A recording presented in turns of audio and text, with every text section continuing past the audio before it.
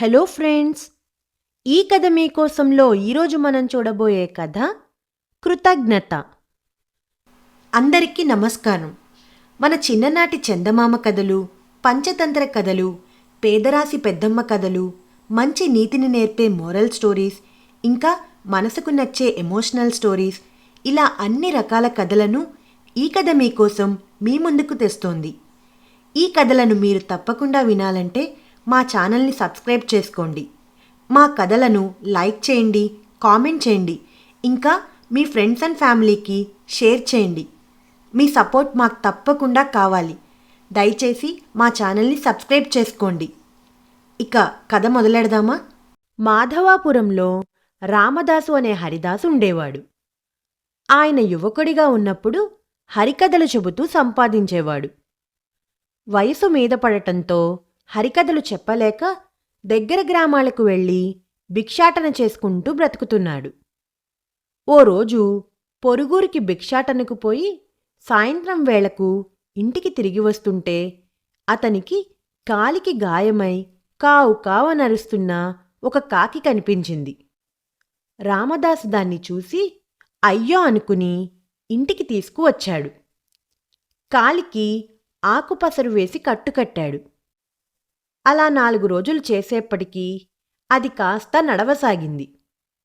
కాని ఇల్లు వదిలిపెట్టి పోకుండా వాళ్ళు వేసే మెతుకులు తిని అక్కడే ఉండసాగింది.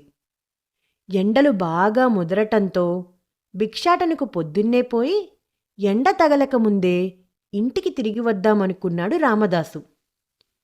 అందుకని తెల్లవారకముందే నిద్రలేచి ముఖం కడుక్కుందామని తొట్టివైపు వెళ్ళాడు. అప్పటికే కావు కావంటూ తన కాళ్లకు అడ్డం వస్తూ తలపైన తన్నుతూ వెంటాడింది కాకి. ఛీ, పొద్దున్నే ఏంటిది, ఇందుకా దీన్ని సాకింది అనుకుంటూ ముందుకు అడుగు వేయబోయాడు. మళ్ళీ కావు కావనరుస్తూ అడ్డు వచ్చింది. ఏమైంది దీనికి అనుకుని రామదాసు కళ్ళు బాగా నులుముకుని చూశాడు. దారికి అడ్డంగా పాము పడుకుని ఉంది. రామదాసు వెంటనే కాలు వెనక్కి వేసి కర్ర అందుకొని పామును కొట్టబోయాడు. కాని అది అప్పటికే పక్కనున్న చెట్లలోకి జారుకుంది.